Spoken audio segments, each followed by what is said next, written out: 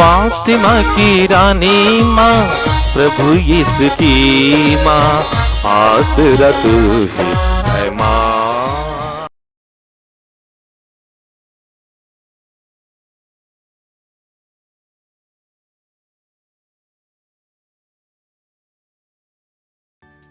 पहला पाठ नबी इसायास का ग्रंथ, अध्याय 58, पद संख्याएं 7 से 10 तक।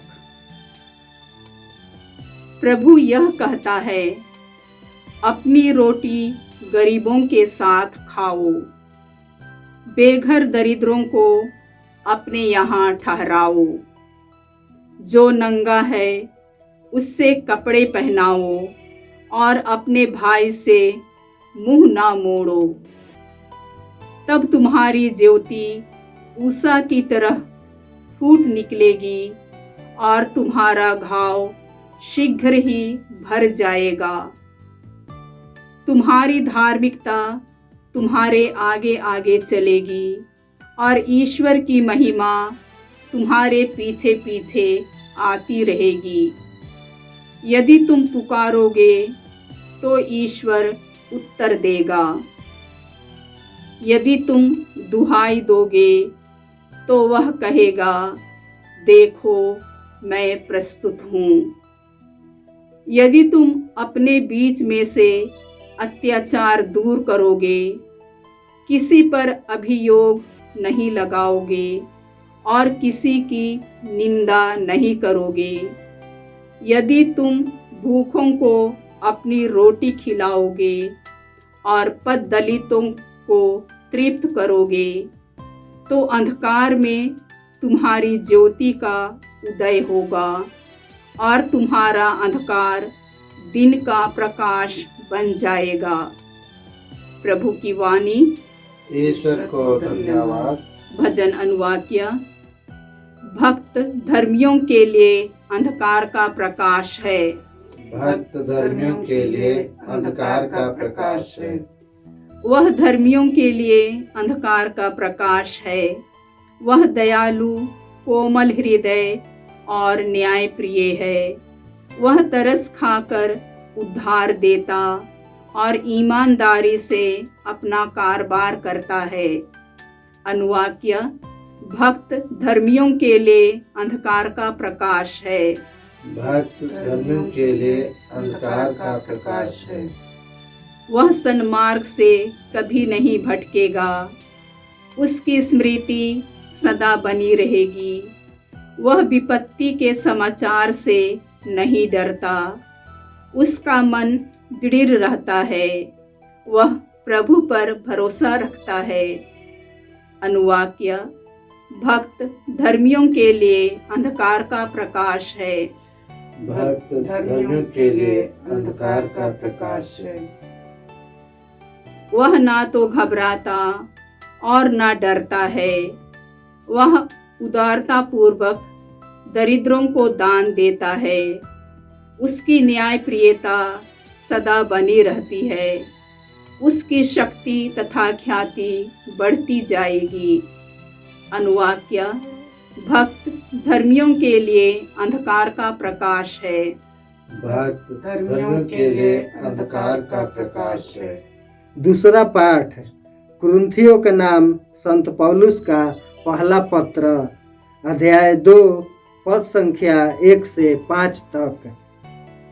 भाइयों, जब मैं ईश्वर का संदेश सुनाने आप लोगों के यहाँ आया तो मैंने शब्दांबर अथवा पांडित्य का प्रदर्शन नहीं किया। मैंने निश्चय किया था कि मैं आप लोगों से यीशु मसीह और क्रूस पर उनके मरण के अतिरिक्त किसी और विषय पर बात नहीं करूँगा।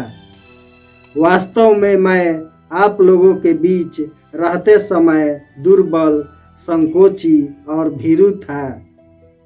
मेरे प्रवचन तथा मेरे संदेश में विधतापूर्ण शब्दों का आकर्षण नहीं, बल्कि आत्मा की शक्ति थी, जिससे आप लोगों का विश्वास मानवीय प्रज्ञा पर नहीं बल्कि ईश्वर की शक्ति पर आधारित हो।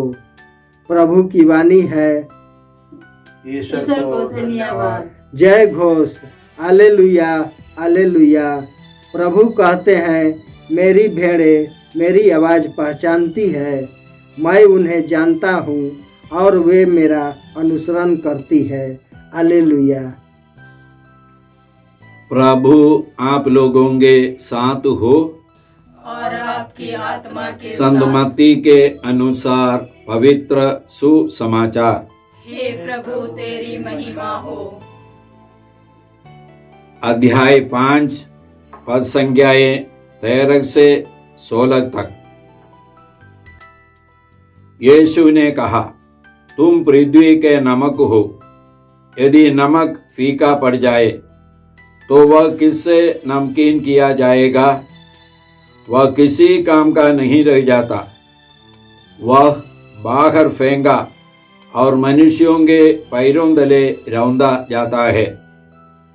तुम संसार की ज्योति हो। पहाड़ पर बसा हुआ नगर छिप नहीं सकता।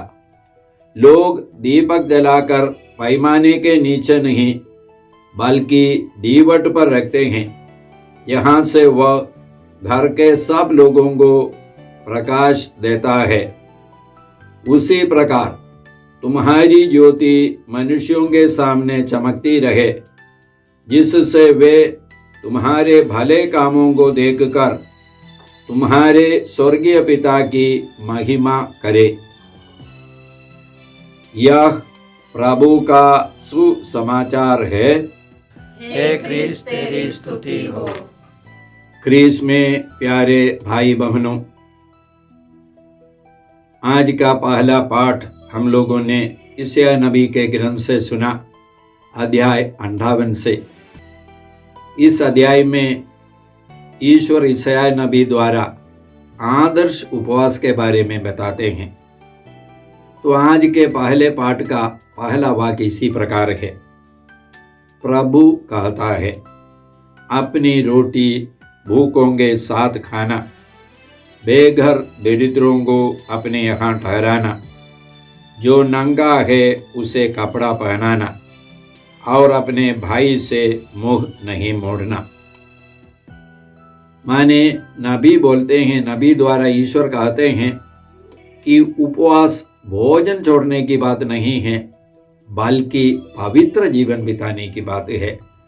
हम लोगों को पवित्र जीवन बिताना है। क्यों ये पवित्र जीवन बिताना उपवास है? क्योंकि बाइबल हम लोगों से बताते हैं और हमारा अनुभव भी यही है कि हम लोग जन्म से अपराधी है। स्तोत्र 51 के 7वां वाक्य में हम लोग इसी प्रकार पढ़ते हैं, मैं तो जन्म से ही अपराधी, अपने माता के गर्भ से पापी हूँ। हम लोग जन्म से अपराधी है, हम लोग जन्म से स्वार्थी है, हम लोग जन्म से पापी है। यदि हम लोग एक सवाल पूछेंगे कि इस दुनिया में सबसे स्वार्थ व्यक्ति कौन है, तो हमको उत्तर मिलेगा, एक छोटा बच्चा है। एक छोटा बच्चा सबसे स्वार्थ व्यक्ति है। उसके हाथ में आप एक मिठाई दीजिए, वो आपको फिर वापस नहीं देगा और वह अपने मुंह में डालेगा और किसी को भी नहीं देगा। हम लोग जन्म से स्वार्थी है, इसलिए हम लोग अपने प्रयास से या अपने मेहनत से हम लोग कभी भी पवित्र जीवन नहीं बिता सकते हैं। इसलिए ईश्वर हम लोगों को पवित्र बनाते हैं और ईश्वर ने हम लोगों को पवित्र बनाया है। यही है दूसरे पाठ का विषय। तो पौलुस बोलते हैं, भाइयों, जब मैं आप लोगों के पास आया, कुरिन्थ के लोगों से बोलते हैं, मैंने शब्दाडंबर का उपयोग नहीं किया, बड़ी बड़ी बातें मैंने नहीं कही, मैं सिर्फ एक बात आप लोगों से कहा है, वह है ईसा मसीह और क्रूस पर उनकी मृत्यु। तो यीशु की मृत्यु और यीशु के पुनरुत्थान द्वारा ईश्वर ने हम लोगों को पवित्र बनाया है। हम लोग इब्रानियों के नाम पत्र के 10वां अध्याय के 10वां वाक्य में इसी प्रकार पढ़ते हैं, ईसा मसीह के शरीर के एक ही बार बलि चढ़ाए जाने के कारण हम ईश्वर की इच्छा के अनुसार पवित्र किए गए हैं। तो ईश्वर ने हमको पवित्र बनाया है और अपनी इच्छा के अनुसार। वो कैसे बनाया?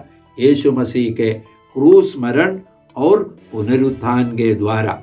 और उसी अध्याय के 14वां वाक्य में हम इसी प्रकार पढ़ते हैं, वह जिन लोगों को पवित्र करते हैं उन्होंने उनको सदा के लिए पूर्णता तक पहुंचा दिया है। तो हम लोगों को सदा के लिए ईश्वर ने पवित्र बनाया है। ये पवित्रता का जीवन हम लोगों को बिताना है। ये पवित्रता का जीवन बिताने के लिए प्रभु हम लोगों को अपने आत्मा देते हैं, पवित्र आत्मा देते हैं। संत यूहन्ना बपतिस्ता के अनुसार यीशु 2 कार्य करने के लिए आए हैं। पहला कार्य क्या है? यीशु को देख करके यूहन्ना बपतिस्ता ने कहा, देखो ईश्वर का मेमना जो संसार का पाप हर लेता है। तो यीशु सबसे पहले हमको पापों से मुक्त करेंगे। और उसके बाद दूसरा कार्य क्या है? यूहन्ना बपतिस्ता ने कहा, मैं तुम लोगों को जल से बपतिस्मा देता हूँ, लेकिन मेरे बाद आने वाले तुम लोगों को पवित्र आत्मा और आग से बपतिस्मा देगा। ये यीशु हम लोगों को पवित्र आत्मा देंगे। ये पवित्र आत्मा पाने पर हम लोग पवित्र जीवन बिता सकते हैं। जब हम लोग पवित्र जीवन बिताते हैं तब हम लोग, जैसे यीशु ने आज के सुसमाचार में हम लोगों ने सुना, तुम पृथ्वी के नमक हो, तुम संसार की ज्योति हो। हम लोग इस संसार में ज्योति बन सकते हैं, नमक बन सकते हैं, समुदाय में भलाई करने वाले लोग बन सकते हैं। समुदाय में सार्थक जीवन बिताने के लिए हम लोगों के लिए एक नमूना बन सकते हैं। कब हम लोग बन सकते हैं? जब हम लोग यीशु की शिक्षा पर चलेंगे। यीशु ने क्या कहा? यीशु ने कहा संत यूहन्ना के सुसमाचार के 8वां अध्याय के 12वां वाक्य में, मैं संसार की ज्योति हूँ, जो मेरा अनुसरण करता है वह अंधकार में भटकता नहीं रहेगा, उसे जीवन की ज्योति प्राप्त होगी। एफेसियों के नाम पत्र के 5वां अध्याय के 14वां वाक्य में वचन इसी प्रकार करता है, जिससे ज्योति आलोकित करती है वह स्वयं ज्योति बन जाता है। जिससे ज्योति आलोकित करती है वह स्वयं ज्योति बन जाता है। हम लोग कब ज्योति बन जाएंगे?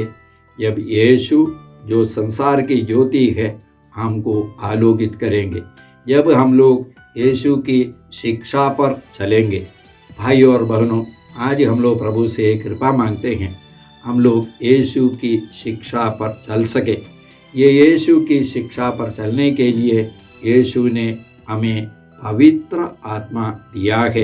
एसेकिएल के ग्रंथ में हम लोग पढ़ते हैं, मैं तुम्हारे शरीर से पत्थर का हृदय निकालकर रक्त मांस का हृदय प्रदान करूँगा।